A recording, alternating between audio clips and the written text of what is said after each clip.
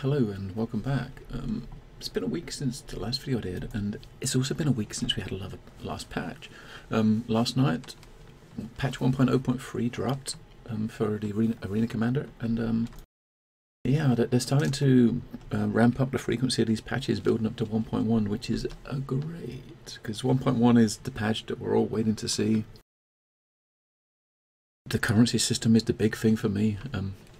We'll get into that a bit later, but I'm going to link the patch notes in the description below, but just to just going to go over some of the basic things here. I'm not going to read through them all, but if you notice here, there's the patch notes, update textures on the tyres for the M50. I personally didn't, I played on the PTU a bit, and I tried to check the difference between the tyres in the PTU and live, and I didn't really notice myself.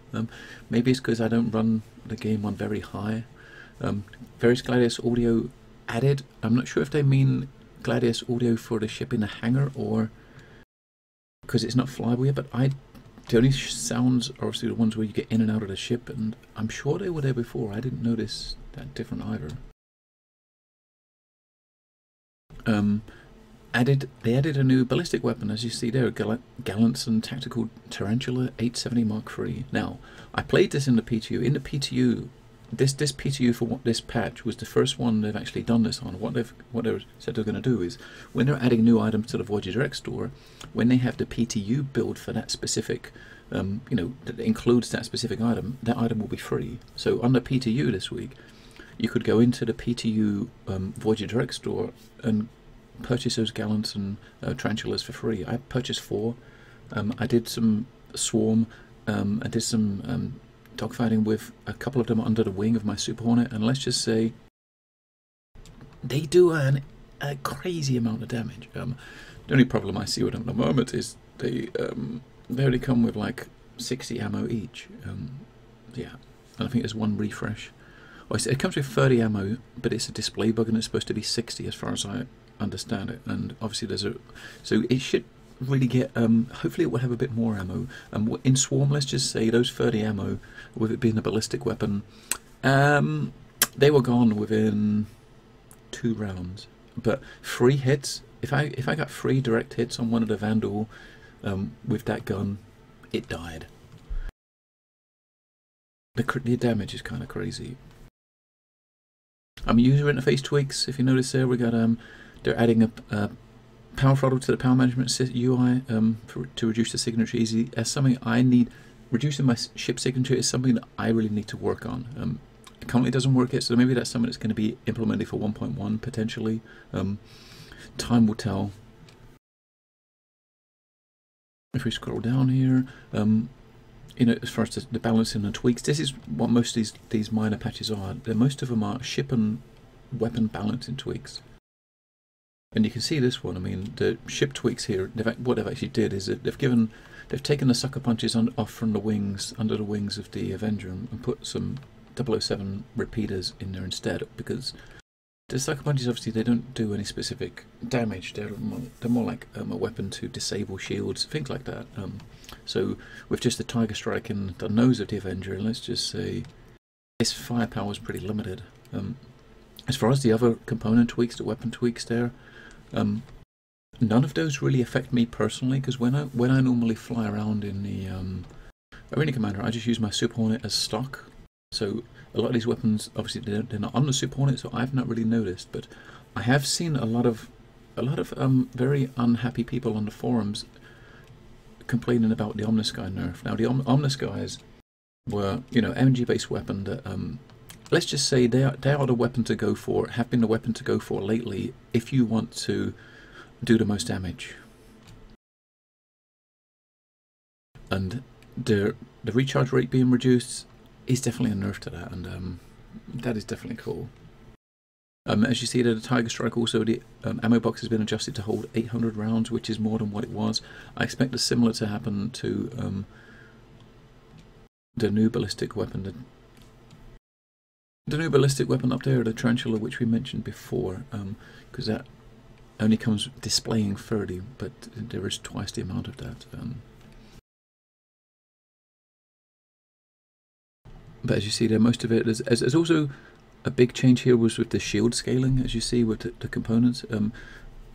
the shields now actually, they kind of they regen a little bit quicker, and they they absorb a lot more splash damage. So the shields, especially if you try out the shields that are on the Voyager Direct Store, the bigger ones, they kind of take a lot more damage now before they drop off. I mean, I've not tried any of the extra shields that you need to buy with real money. I've only got my standard shields, and when I was on the Super Hornet on the PTU, I didn't really notice too much different, honestly. I mean, on the PTU when I was playing, most of the people on there were decked out with stupid amount of guns and the new tarantulas, and I was just dying very, very quickly. It will remain to be seen later on today when we jump into 1.0.3 live when I stream, see how quickly we die, see if I notice much difference. I personally didn't really notice much on the PTU, as I said. There's lots of little ship fixes. I'm not going to read through all these things, so as I said, I'm going to drop it in the patch notes, and you guys can obviously read through some of this. I'm going to head over to game now and just run around a hangar for a little bit and just discuss a little bit of the news from around the verse we've seen in the last week. Here we are back in the hangar, and what you see here is the Gladius model. This week we had, last weekend, early this week, we had the new subscriber flare appear, which is a Gladius model. This comes in. We've got another rack for trophies here. This is the Aegis one, and we got in here, as you see, the Avenger, the Reclaimer, and the Gladius, which is this model. And the Gladius, as far as small ships are concerned, anyone that's watched my stream and when I've discussed ships, the Gladius here is my favourite small ship, and I'm really looking forward to getting it in game to try it out, because I really have high hopes for this ship. I really hope I don't get let down by the fly model. I want to be able to use this as my go-to ship for dogfighting. Although I'm not going to be dogfighting much, I really wish and hope that this is my go-to ship. I'm looking forward to the others. The Avenger, I imagine we may well get the Avenger model, maybe when we get the variants. The Reclaimer model is obviously coming when the ship comes out. Those of us that backed it at concept stage will be getting one for our hangars. But so the other ones here, we've got the Drake, the Misk here with the Freelancer. We've got the RSI here. And then we got the Murray Cup Champions one. We still got the Deltas here. We still haven't seen a way as yet to get the other Delta trophies, or sorry, the other Mustang trophies. I imagine at some point they will get added into the hangar, or into the Voyager Direct Store. Maybe for subs, maybe for everybody. Difficult to really say at this point. So let's head downstairs. We had a few things going on this week. This Monday was supposed to be the devs versus community game match. They set aside an hour to try to stress test the servers, and let's just say they stress tested them well, because no one could get into a game due to server issues.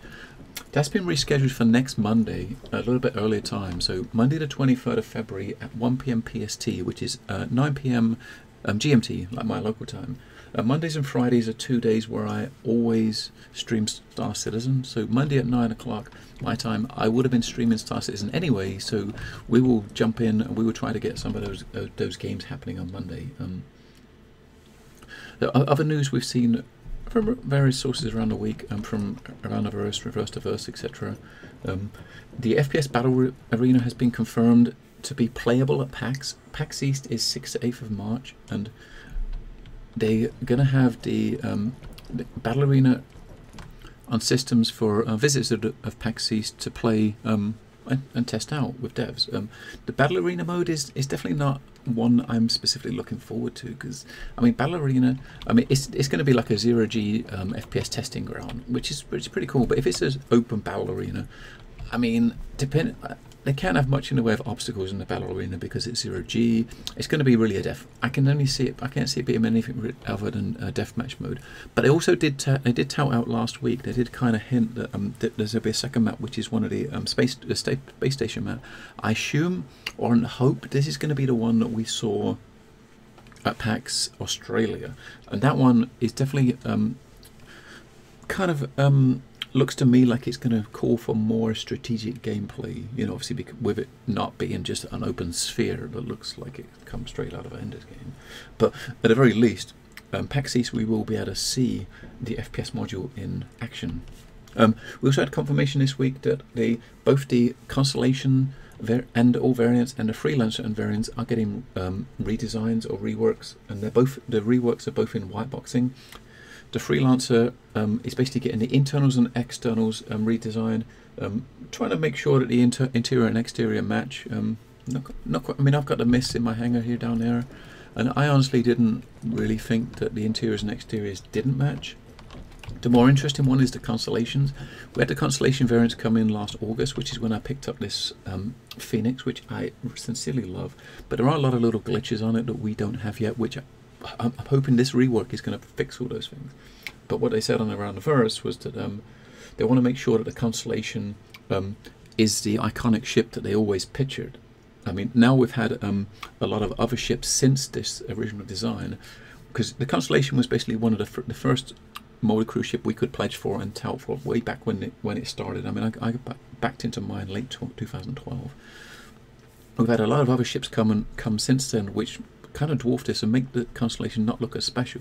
And Chris Roberts has said in the past that the Constellation is his favourite ship, and it looks like that they're trying to redesign it a bit to make it feel a bit more special.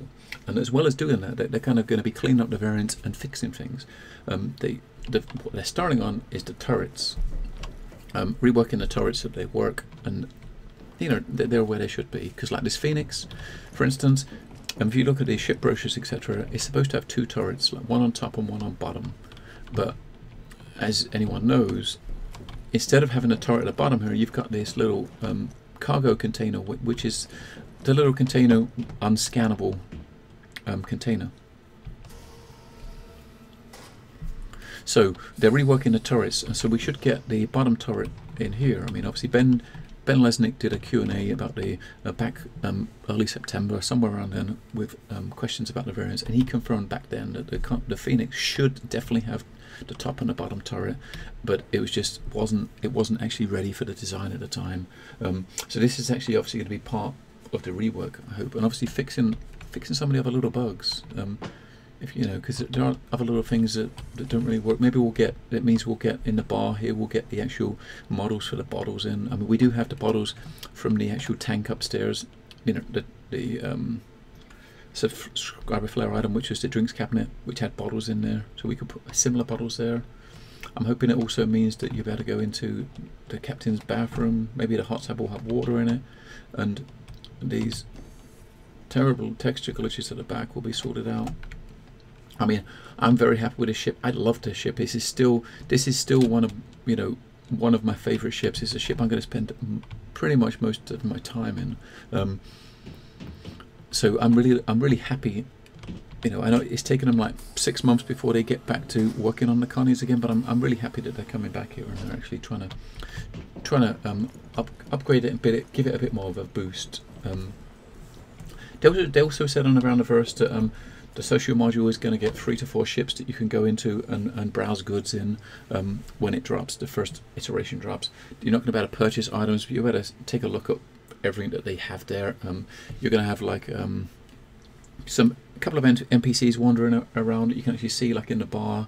You have bar patrons in there, things like that. We also had the big rec design post last Friday, where they're talking about the rental equipment credit, or something like that it stands for. There's been a lot of, oh man, there's been so much hate on the forums from people about that, and for me it's a very good thing. I think people are kind of thinking it's making the game like grind to win. I mean, for me personally, Arena Commander at the moment is pay to win, because if you go into Arena Commander with a ship with base guns on it, you are always going to get trounced by people that are paying money for the bigger guns. I mean, I want to try out the tarantulas, not the tarantulas. I want to try out the Panthers, which are the bigger brother to the Badgers. They're $18 each to buy one at the moment. So if I wanted to put 2 of those on my Hornet under the wings, that's $36.